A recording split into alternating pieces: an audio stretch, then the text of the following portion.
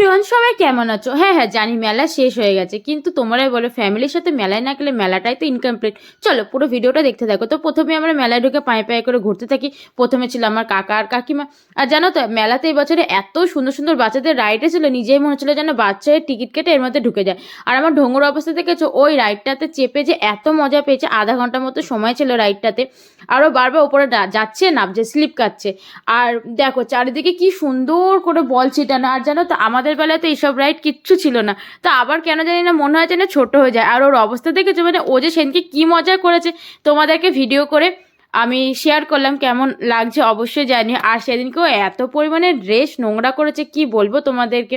সত্যি কথা জানো তো, কাজ যদি আমরা আবার ছোটোবেলার জীবনে ফিরে যেতে পারতাম, তাহলে হয়তো যে ভুলগুলো জীবনে করেছি সেগুলো হয়তো আমরা আর করতাম না নতুন করে, তাই নয় কি? তো দেখো ও সেদিনকে দারুণ মজা করেছে।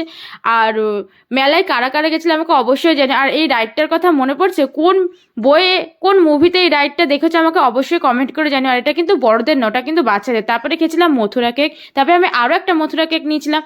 আর যে যে দোকানগুলো দেখাচ্ছি সেই দোকান থেকে আমরা অনেক কিছু নিয়েছি, ক্লিপ নিয়েছি। তারপরে এই দোকান থেকে হার মঙ্গলসূত্র নিয়েছিল কাকিমা, সেটা আমার ভিডিও ক্লিপ করে নেওয়া হয়নি। তোমরা জানো আমি কিরকম ভুলাক্কার।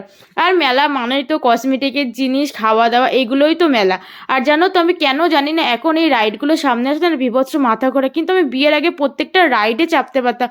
আগে এখন চাপলেই কেন না বমি হয়, মাথা ঘোরে। তারপরে এই দোকান থেকে নিয়েছিল একটা ব্যাগ কাকিমা, তারপরে খেয়ে নি ফুচকা।